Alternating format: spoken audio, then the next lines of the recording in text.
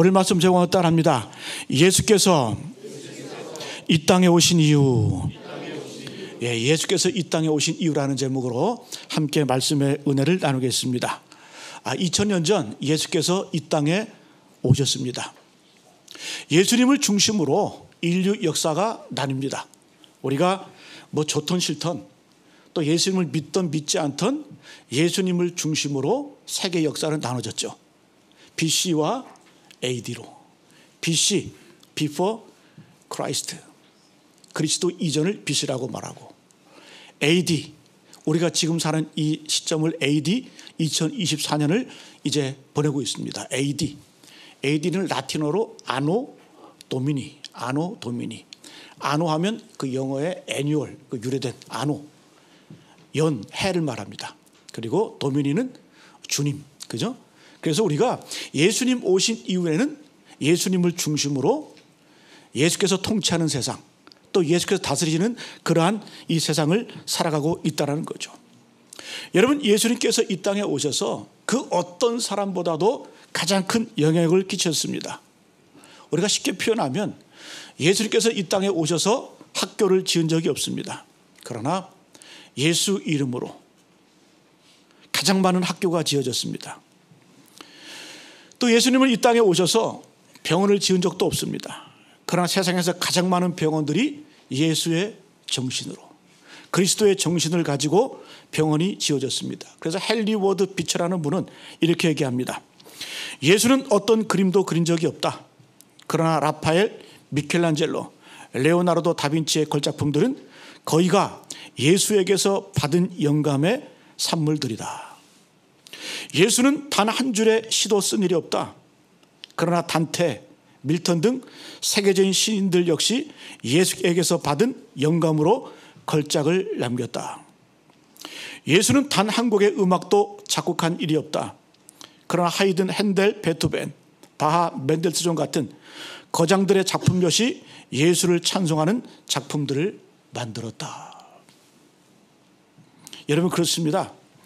예수님은 이 땅에 오셔서 이 세상의 정치, 문화, 예술, 종교 모든 것의 중심이 되신 줄로 믿습니다.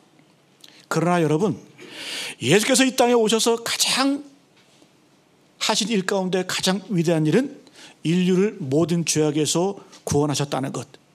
이것이 가장 중요하고 복된 일인 줄로 믿습니다. 여러분, 어떤 사람은 예수님을 혁명가로 묘사합니다. 정치가로 묘사합니다. 여러분, 예수님께서는 정치가로 이 땅에 오신 것이 아니에요. 예수께서 이 땅에 오셔서 많은 병자를 치유하셨습니다. 그러나 예수님이 오신 목적은 단지 병든 자를 치유하는 의사로서 오신 게 아니에요. 또 예수께서는 수많은 사람들을 가르치시고 또 고치셨습니다. 교육하셨습니다. 그러나 예수께서는 결코 교육가로 이 땅에 오신 적이 없습니다.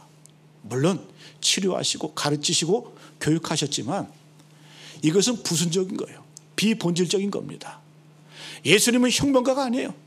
예수님은 어떤 분이에요? 구원자이신 줄로 믿습니다. 아멘이십니까?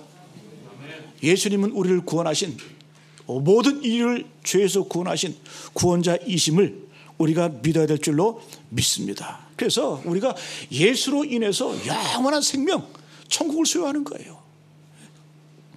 여러분, 제일 어리석은 사람이 누구냐? 어떤 분들은 교회에서 신앙보다 정치 신념이 앞서요. 마치 정치 신념이 진리인 양 함부로 떠듭니다. 그걸 우리는 어리석다라고 말하는 거예요. 여러분, 그렇게 속고도 그렇게 당하고도 여러분, 예수님께서는 우리에게 물론 그분의 삶 가운데 정치적인 모습도 있지만은 그러나 그것은 비본질적인 거, 그리고 그것은 부석인 거라는 거예요. 예수께서 오신 목적이 뭐예요? 온 인류를 영원한 죄악에서 구원해내시고 천국으로 인도하시고 하나님 백성 되게 만드시는 것이 예수님이 이 땅에 오신 목적이에요. 여러분, 우리에게 필요한 것이 무엇입니까? 물질입니까? 치유입니까? 다 필요하죠. 그러나 우리에게 가장 절실한 것은 바로 이 영원한 생명, 구원인 줄로 믿습니다. 우리는 구원이 필요해요. 그리고 하나님의 임재가 필요하고 하나님의 동행하심이 필요합니다. 이게 바로 예수께서 이 땅에 오신 가장 본질적인 이유이고 하나님의 뜻이라는 거예요. 오늘 여러분 저는 두 가지에 주목했으면 좋겠어요. 예수님의 이름 그 자체가 예수님이 이 땅에 오신 목적이라는 거예요. 오늘 여러분 예수께서는 두 가지 이름이 나오죠, 그죠? 예수, 그 다음에 임마누엘. 참 절묘한 것은 바로 예수님께서는 이 두 가지 이름을 통해서 이 땅에 오신 목적을 분명히 가르쳐주고 있어요. 그러니까 다른 것 우리가 그 어떤 것에도 우리가 미혹돼서는 안 돼요. 예수님이 왜 오셨냐? 예수 구원자, 임마누엘 우리와 함께하기 위해서, 임재하기 위해서 이 땅에 오셨다는 거예요. 그래서 오늘 이 예수님의 이름을 통해서 예수님의 이 땅에 오신 이유, 또 이 분명한 목적과 또 분명한 삶의 표대를 향해서 나가시는 저와 여러분 되시기를 간절히 축복합니다. 첫 번째, 예수님은 누구신가? 한번 따라합니다. 예수님은 우리의 구원자이시다. 할렐루야. 예수님은 우리의 구원자이십니다. 우리 21절 말씀 같이 한번 읽습니다. 시작. 아들을 낳으리니 이름을 예수라 하나 이는 그가 자기 백성을 그들의 죄에서 구원할 자이심이라 하니라. 아들을 낳으리니 이름을 뭐라 하라? 예수라 하라. 그 이름의 뜻이 뭐다? 그가 자기 백성을 그들의 죄에서 구원할 자이심이라. 예수라는 이름의 뜻은 구원자라는 뜻입니다. 어디에서요? 죄에서, 죄로부터 우리를 구원하실 분은 오직 예수님밖에 없다라는 거예요. 가난한 자들에게 구원은 물질적인 풍요일 수가 있습니다. 또 경제적인, 또 여러 가지 정책인 억압 가운데 있는 분들은 사회적인 구원이 그들에게 구원이 될 수가 있어요.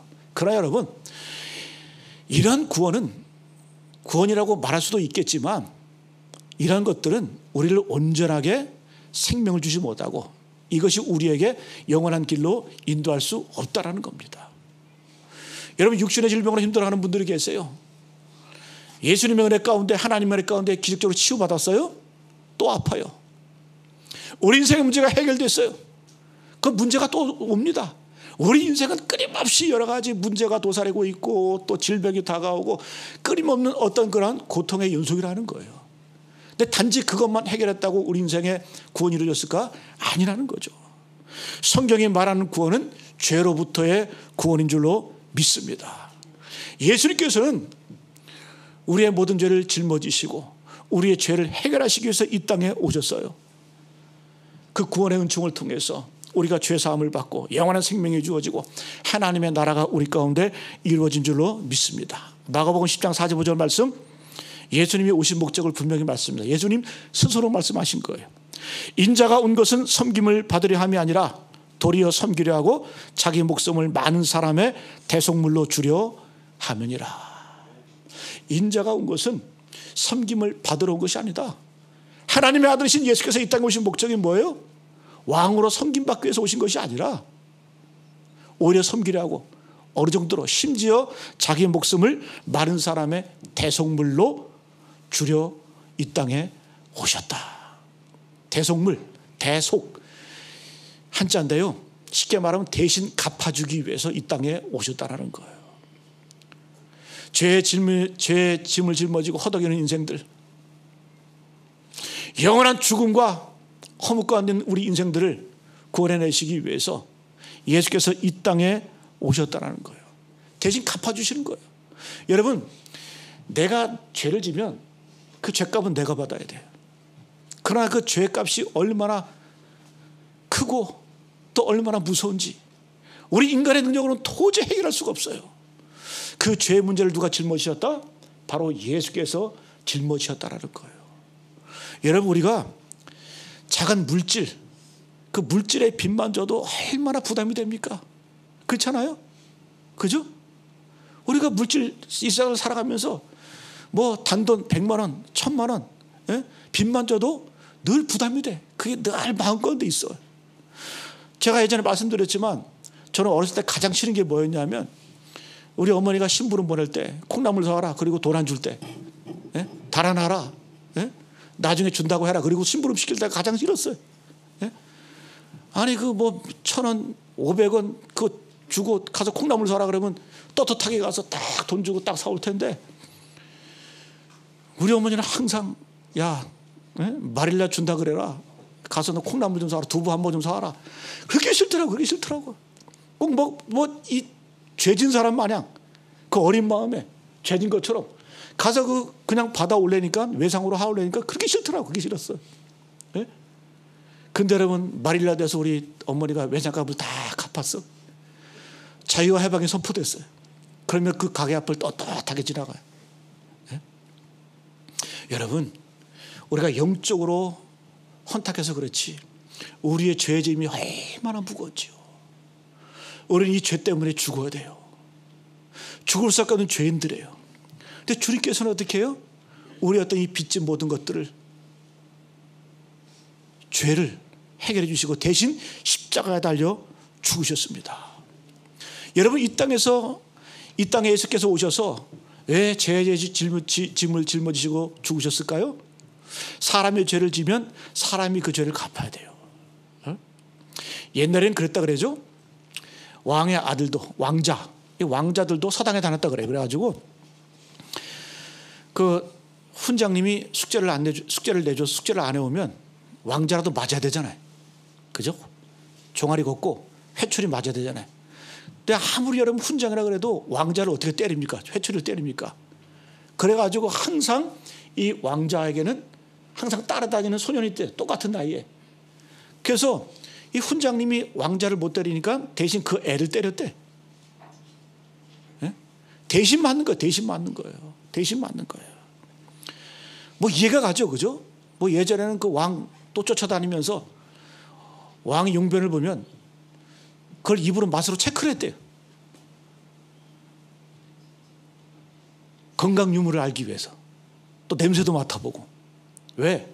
인간이 배출해내는 그 대변. 그 우리 예전엔 뭐 검사하는 게 주로 이거였잖아요. 기생충이 있는지 없는지. 그걸 보고 우리가 판단을 많이 했잖아요. 그죠? 그 옛날에는 사람이 직접 그거를 그냥 보면서 색깔도 보고 냄새도 맡아보고 맛도 보면서 왕의 그 건강 체크를 했다라는 거죠.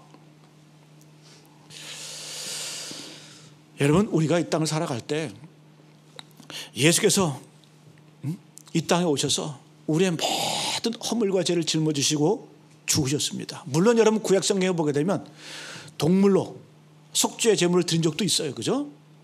그리고 그 제사 드릴 때에 그 드린 사람은 그냥 제물 드리고 간 것이 아니라 어떻게 해요?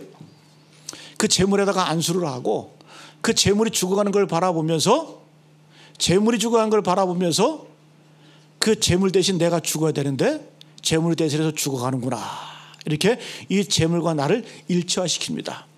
여러분, 그러나 이 구약의 이 제사는 온전한 제사가 아니에요. 영원한 제사가 아니에요. 그 예수께서 이 땅에 오셔서 산 제물이 되셔서 영원한 속죄가 되셨고 단번에 온전하게 영원한 제물이 되신 줄로 믿습니다. 여러분, 이러한 하나님의 은혜, 이러한 은총이 우리 가운데 있기를 간절히 축복합니다. 여러분, 그래서 이 동물의 제사는 완전한 제사가 아니에요. 완전한 제사가 아니에요. 그러나 여러분, 예수께서 이 땅에 오셔서, 예수님이 이 땅에 오셔서 우리에게 영원한 제사, 온전한 제물이 되어 주셔서 우리를 위해서 죽으신 줄로 믿습니다. 그래서 여러분, 우리가 예수님만이 우리의 길과 진리가 되시고 생명이 되신다라는 거예요. 여러분, 많은 사람들은 길을 찾습니다. 요한복음 14장에 보게 되면 도마가 묻죠. 예수님께서 죽으시고 하나님 보좌 우편에 가신다고 말씀하니까 도마가 물어요. 주여, 우리가 주께서 어디로 가시는지 우리가 알지 못하겠습니다. 우리에게 보여주십시오. 주님께서 분명히 말씀하시죠. 요한복음 14장 6절 말씀에 내가 곧 길이요 진리요 생명이니 나로 말미암지 않고는 아버지께로 올 자가 없느니라. 여러분, 예수께서 분명히 보여주셔서 길이요 진리요 생명 되신다. 여러분, 우리가 이 세상을 살아가면서 길을 잘못 찾으면, 길 한번 잘못 들어가면 인생 전체의 방향이 바뀔 수도 있어요. 어떤 사람은 길 잘못 들어서 평생을 우울하게 살고, 어떤 사람은 망신을 당하고, 어떤 사람은 가진 것 다 날리기도 하고, 어떤 사람은 평생을 후회할 수밖에 없는 그런 삶을 살 수밖에 없습니다. 그러나 여러분, 하나님께서는 우리에게 후회 없는 길, 영원한 길을 우리에게 보여주셨어요. 그분이 누구시다? 예수 그리스도. 내가 곧 길이요 진리요 생명이니 나로 말미암지 않고는 아버지께로 올 자가 없느니라. 어떤 분은 예수님을 4대 성인이라고 말해요. 공자, 석가, 소크라테스, 예수, 4대 성인. 그런 분들은 다 뭐라고? 길을 찾는 분이었다. 아니에요, 여러분. 예수님은 달라요. 여러분, 공자, 석가, 소크라테스는 인생의 길을 찾는 사람이었지만 예수님은 어떤 분이에요? 길을 알려주시는 분이에요. 정확하게 말하면 길 자체 되신 분이 바로 예수님이세요. 여러분, 예수님을 어떤 4대 성인으로 우리가 함부로 비하해서는 안 된다는 거예요. 예수님은 어떤 분이라고요? 길을 찾는 분이 아니라 길 되신 분이에요. 온전한 길인 줄로 믿습니다. 여러분, 공자는 그 인생의 진리를 알기 위해서, 그 길을 알기 위해서 얼마나 그가 노력을 했습니까? 그래서 그러니 말이죠. 조문도 석사가야라. 내가 아침에 진리를 들으면 저녁에 죽어도 좋다. 그 정도로 이 공자라는 분도 인생의 길이 무엇인지, 인생의 진리가 무엇인지를 알고 찾던 분이에요. 그런데 여러분, 예수께서 어떤 분이에요? 진리는, 여러분 한번 보세요. 진리는 발명하는 것이 아니라 발견되는 거예요. 우리가 자꾸 진리를 만들려고 그래. 그래서 이단이 나오는 거예요. 여러분, 이단들의 특징이 뭐예요? 내가 진리다. 내가 진리를 만들어내려고 그래. 거기서 문선명이 나오는 거고 신천지 이만희가 나오는 거예요. 그 사람들의 주요 요지는 한마디로 말하면 내가 진리다. 진리를 만드는 거예요. 그러면 진리는 만드는 것이 아니라 진리는 발견되어지는 거예요. 오직 진리는 예수 그리스도밖에 없습니다. 우리는 그 진리 대신 그 주님 앞에 우리는 나아가는 것, 발견하고 나아가는 것이요. 진리를 찾는 거예요. 또 여러분, 어떤 분들은 착각합니다. 진리에 이르는 길은 많이 있다. 우리가 산을 올라가도 올라가는 길이 다양하지 않냐? 동쪽으로 북쪽으로 서쪽으로 길은 다 다르지만 정상은 하나다. 그렇습니까? 그렇지 않다라는 거예요. 또 어떤 분들이 그렇게 묘사해요. 다 길이 다른 것처럼 목적지도 다 다르다. 여러분, 착각하지 마세요. 그렇지가 않습니다. 미혹되면 안 되라는 거예요. 예수님은 뭐라고 말씀하세요? 내가 곧 길이요 진리요 생명이다. 영어로 표현하면 더가 붙어. 더는 뭐예요? 유일한 길이라는 거예요. 유일한 진리라는 거예요. 유일한 생명이라는 거예요. 사도행전 4장 12절 말씀, 다른 이로서는 구원을 받을 수 없나니 천하 사람 중에 구원을 받을 만한 다른 이름을 우리에게 주신 일이 없음이니라. 여러분, 착각하지 마시고 혼동하지 마세요. 야, 세상에는 많은 길이 있다? 진리에 도는 길이 있다? 아니에요. 여러분, 이 세상의 구원의 길은 바로 예수 그리스도, 그 한 분밖에 없는 줄로 믿습니다. 오늘 21절에 분명히 말씀하죠. 아들을 낳으리니, 아들을 낳으리니 이름을 뭐라 하라? 예수라 하라. 이는 그가 자기 백성을 그들의 죄에서 구원할 자이심이라 하니라. 예수님이 이 땅에 오신 목적, 구원자로 이 땅에 오신 줄로 믿습니다. 오직 유일한 구원의 길, 생명의 길, 그분께서 보여주셨고 또 생명 자체 되시는 분이 바로 예수님이라는 거예요. 두 번째, 예수님은 누구신가? 한번 따라합니다. 예수님은 우리와 함께 하시는 분이다. 예수님은 우리와 함께 하시는 분이에요. 23절 말씀 같이 한번 읽습니다. 시작.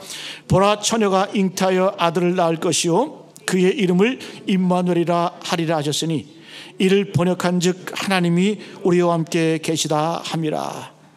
21절에 아들을 낳으리니, 23절에 보라, 처녀가 잉태하여 아들을 낳을 것이요 그의 이름을 뭐라 하라? 임마누엘이라 하라 하셨으니 이를 번역한 즉 하나님이 우리와 함께 계시다 함이라. 임마누엘, 우리와, 만우 하나, 임은 함께, 만우는 우리와, 엘은 하나님. 임마누엘 하면 하나님이 우리와 함께 하신다. 여러분, 예수께서 이 땅에 오셔서 우리를 구원해 주시고 그냥 놔두지 않으셨어요. 예수께서 이 땅에 오셔서 우리를 구원하신 다음에 그 구원의 은총으로만 만족하지 않으시고 하나님께서 원하시는 건 뭐예요? 영원히 우리와 함께하기 위해서 이 땅에 오셨다라는 거예요. 그래서 우리가 예수님을 구원자로만 믿고 따를 때 그것은 반쪽짜리 신앙입니다. 예수님은 우리의 구원자 되실 뿐만 아니라 지금도 살아계셔서 우리와 함께 하시는 분인 줄로 믿습니다. 여러분, 구원의 은총은 한 번으로 딱 끝난 것 아니에요. 그 구원의 은혜가 지금까지 어떻게 하나님이 우리와 함께 하심을 통해서 시시때때로 힘들고 어려울 때 하나님의 임재함을 통해서 그분과 함께 함을 통해서 우리가 힘을 얻고 용기를 얻고 그 임마누엘 되신 주님과 동행하는 그런 복을 누리게 되실 줄로 믿습니다. 여러분, 사람은 부모도 형제도 친척도 친구도 언젠가는 다 나를 떠납니다. 저는 요즘에 느끼는 게 뭐냐 하면 우리가 나이를 먹는다는 게 뭘까? 세월이 흐른다는 게 뭘까? 이런 것 같아요. 내 주위에 있는 사람들이 한 분 한 분 떠나는 것 같아요. 제가 2주 동안 제가 아는 지인들 4분 장례식에 참여했어요. 근데 이렇게 보면 우리가 나이를 먹고 세월이 흐른다는 게 뭘까? 한 분 한 분 내 곁에 있는 분들을 떠나보내는 것 같아요. 그리고 나도 어느 순간 떠나게 돼요. 생자필멸이라고 그러죠, 그죠? 반드시 살아있는 것은 반드시 죽음이 있습니다. 멸이 있습니다. 그럼 여러분, 내가 부모로서, 내가 자녀로서, 내 가족, 내 자녀, 내 부모 영원히 책임질 수 없어요. 영원히 함께할 수 없어요. 그러면 누가 우리와 함께해야 됩니까? 영원한 진리 되신 예수 그리스도, 그 하나님께서 우리와 함께 하시는 것이 가장 큰 복이고 가장 큰 은혜이고 가장 든든한 보증이고 안전한 길인 줄로 믿습니다. 그래서 우리가 마지막 숨을 거둘 때에 주님께 내 모든 것, 내 자식뿐만 아니라 내 삶의 모든 것 맡기고 숨을 거두잖아요. 그죠? 신학적으로 말하면 이거를 영화의 단계로, 영화의 단계. 사람은 구원을 받습니다. 은총을 입어서 의인이 됩니다. 이신칭이 의롭다 칭함을 받게 돼요. 그 의인이나 칭함 받은 사람들은 이 땅을 살아갈 때 성화의 삶을 살아야 돼요. 거룩하게 되어지는 과정을 우리가 살아야 돼요. 그러나 우리 인생의 마지막의 영화는 하나님 앞에 온전히 내어놓는 그 신앙의 단계를 성화의 과정을 거쳐서 영화의 단계까지 올라갑니다. 요한에슬린 목사님은 우리 인간이 영화의 단계는 이 땅에서 안 이루어진다. 언제?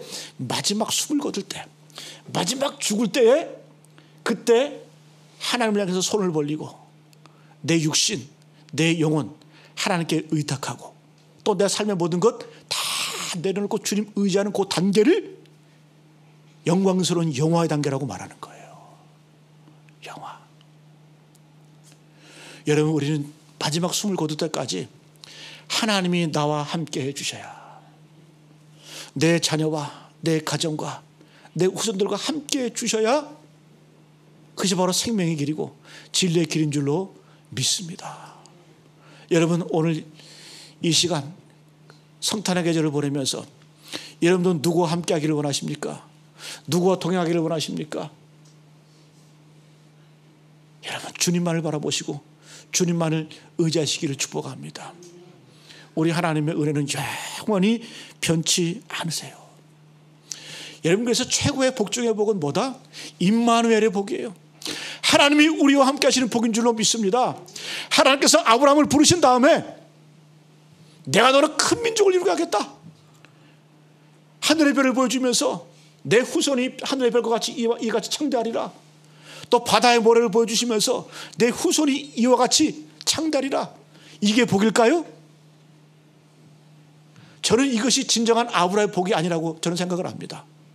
그러면 아브라함에게 진짜의 복, 최고의 복은 뭘까요?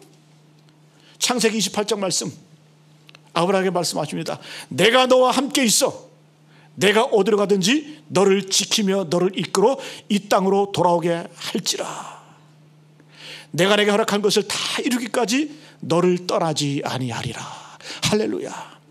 저는 아브라함의 삶을 묵상하면서 아브라함이 뭐 자손이 많아지고 창대해지고 믿음의 조상이 되고 그게 복일까? 저는 그거 아니라고 생각을 해요. 창세기 28장 이 아브라함이 하나님 앞에 제단에 쌓고 예배를 드릴 때 주님이 뭐라고 말씀해요? 내가 너와 함께 있어. 내가 어디로 가든지 너를 지키며 너를 이끌어 이 땅으로 돌아가게 할 것이라. 내가 내게 허락한 것을 다 이루기까지 너를 떠나지 아니하리라. 여러분, 이 말씀이 우리의 말씀 되시길 간절히 축복합니다. 아브라함의 최고의 복은 뭐다? 임마누엘의 복. 여러분, 모세에게도 말씀하셨죠? 히브리 노예들을 구원할 사명을 주셨어요. 근데 모세는 인간적인 마음에 머뭇거리는 거예요. 주저하는 거예요. 나는 약합니다. 나는 부족합니다. 나는 입이 둔합니다. 끊임없이 변명하고 끊임없이 나죠. 그때 주님이 하나님 뭐라고 말씀해요? 이제 가라. 내가 내 입과 함께 있어서 할 말을 가르치리라. 모세를 보낼 때 하나님께서 어떤 약속? 너에게 하늘에 비를 내리는 그런 파워? 그런 능력 주겠다? 그거 아니에요. 내가 너와 함께 있어. 네가 바로왕 앞에 가서 할 말을 내가 가르쳐 줄 것이다. 임마누엘의 복이라는 임마누엘 복. 여러분, 모세 이제 후계자 여호수아에게도 동일한 말씀하십니다. 너는 마음을 강하게 하고 담대하라. 두려워 말며 놀라지 말라. 내가 어디로 가든지 내 하나님 여호와가 너와 함께 하리라. 모세가 죽었어요. 여호수아는 당황되는 거예요. 갑자기 죽으니까.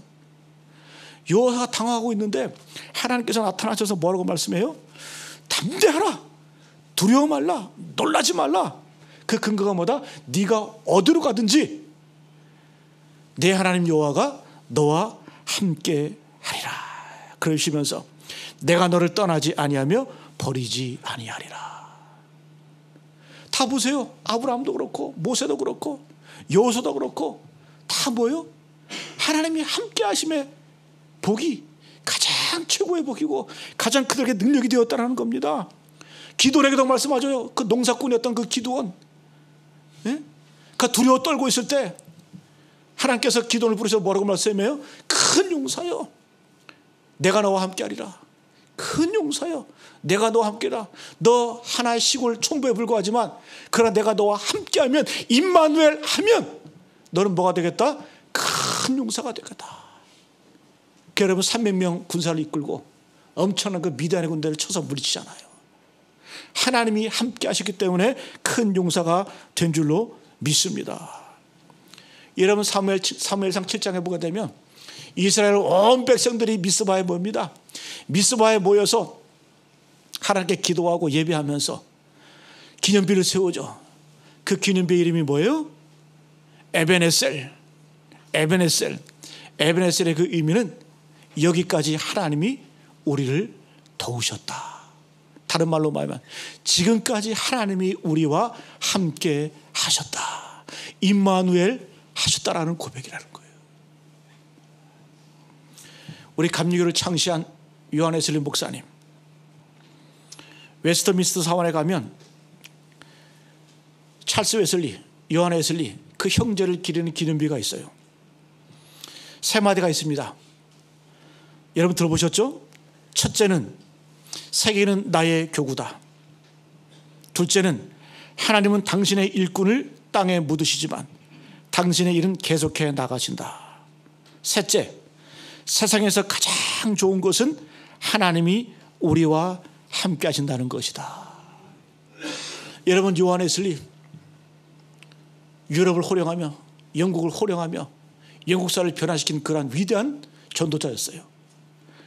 그런 그가 어떤 비전을 가지고 세계는 나의 교구다. 그리고 자기가 마지막 숨을 거둘 때 하나님께서는 당신의 일꾼을 땅에 묻으시지만 하나님의 역사, 하나님의 섭리는 계속해서 진행된다. 그리고 마지막 세 번째 가장 중요한, 내가 이 땅을 살아가면서 가장 좋았던 것은, 가장 행복했던 것은 뭐다? 하나님이 나와 함께 하셨다는 것이다. 그 하나님께서 나를 영원한 천국으로, 영원한 생명길로 나를 인도하실 것이다. 여러분, 성경을 보세요. 제가 지금 말씀드렸잖아요. 아브라함, 모세, 야곱도 마찬가지고, 다윗도 마찬가지고, 여호수아도 마찬가지고, 예? 기도원도 마찬가지고. 성경을 한마디로 욕하면 우리가 받을 복 중에 가장 큰 복은 뭐다? 하나님이 우리와 함께 하시는 복인 줄로 믿습니다. 저는 그래서 성경 전체를 한마디로 요약하면 뭐다? 임마누엘. 그래서 여러분, 마태복음 오늘 1장은 예수님을 두 가지로 소개하고 있잖아요. 예수님이 이 땅에 오신 이유가 뭐다? 구원하시기 위해서. 당연하죠. 다 알죠. 다 믿죠. 그 다음에 뭐예요? 주님께서는 이걸로만 만족하지 않으세요. 우리를 구원해 내실 뿐만 아니라 구원받은 백성들로 함께 영원히 천국에 이르기까지 우리와 함께 하기를 원하시는 분, 여러분, 이분과 동행하시길 간절히 축복합니다. 이 하나님과 동행할 때 우리 인생은 후회가 없어요. 절망이 없어요. 마지막 끝까지 우리는 기쁨과 환희의 찬송을 부르면서 주님 품 안에 안기게 될 줄로 믿습니다. 임마누엘을 외치면서 우리가 주님 품 안에 가는 거예요. 임마누엘, 하나님이 우리와 함께 하신다. 여러분, 마태복음의 마지막이 뭐라고요? 마태복음 1장 처음에 임마누엘 시작을 했어요. 마지막 마태복음 28장 20절에 보게 되면 볼지어다 내가 세상 끝날까지 내가 너희와 항상 함께 하리라. 처음도 임마누엘로, 마지막도 임마누엘로 끝내는 것이 바로 이 마태복음의 복음의 본질이고 복음의 의미인 줄로 믿습니다. 여러분, 한 가지만 더 말씀드리고 말씀 마치겠습니다. 자, 우리가 하나님과 동행해야 됩니다. 하나님과 함께 해야 됩니다. 그러면 하나님과 함께 한다는 의미가 뭘까요? 하나님께 순종한다는 의미와 동일합니다. 여러분, 하나님께서 우리와 함께 가려고 그러세요. 내 손을 붙들고 함께 가려고 원하세요. 근데 우리는 그 손을 자꾸 뿌리치려고 그래. 자꾸 놓으려고 그래. 저는 여러분 가장 안타까운 게 뭐냐, 목회하면서 저 때는 목사님 이렇게 하면서 이렇게 하다가 뭔가 인생의 고비고 신앙의 위기가 오면 항상 자기 판단대로 해. 자기 뜻대로 해. 결정하고 통보해. 여러분, 목사가 여러분 영적인 지도자가 맞습니까? 여러분, 마찬가지로 하나님과 동행한다는 건 마찬가지예요. 하나님과 동행한다는 것, 하나님의 손을 잡는다는 건 뭐예요? 내 인생의 고비마다, 내 인생의 위기마다 제발 스스로 함부로 판단하지 말고, 스스로 결정하지 말고 하나님께 묻고 기도하고 하나님께, 예? 내 마음가운데 평안이 기쁨이 오기 전까지 기도해. 그게 하나님과 동행하는 거 아니에요? 여러분, 오늘 이 요셉 보세요. 마태복음에서는 요셉을 강조합니다. 누가복음에서는 마리아를 강조해요. 조금 뉘앙스가 달라요. 그래서 이 예수님이 탄생하기 전까지 요셉의 순종을 강조합니다. 요셉이 의로운 사람이잖아요. 그래서 오늘 말씀 보니까 가만히 끊고 자해. 왜? 내가 마리아와 동침하지도 않았는데 다른 사람과 이를 임신해 버렸거든요. 그러니까 그 당시에는 이 처녀가 임신하면 돌로 맞아 죽어야 돼. 근데 요셉은 의로운 사람이라 함부로 떠벌리지 않는 거예요. 발설하지 않는. 그래서 그냥 의로운 사람이니까 그냥 조용히 끌어버리고. 근데 하나님의 천사가 나타나서 꿈에 나타나서 말씀해요. 성령으로 잉태된 것이다. 응? 그때 여러분, 이 말을 들은 요셉은 하나님과 동행합니다. 침묵합니다. 그리고 하나님의 뜻대로 순종합니다. 순종하니까 동행이 가능한 거예요. 괜히 요셉인 줄 아세요? 요셉은 그런 인생의 갈등, 위기 아닙니까? 아니, 내가 사랑하는 여인이 임신을 해버렸네? 그럼 어떻게 해야 돼? 그때조차도 하나님의 말씀에, 하나님의 천사가 가르쳐주신 그 말씀대로 하나님과 동행하는 거예요. 이 말은 뭐다? 순종했기 때문에 동행이 가능한 거예요. 마리아? 누가복음에 나오는 마리아? 청천벽력 같은 말이 나오죠. 네가 성령으로 임신할 것이다, 잉태할 것이다.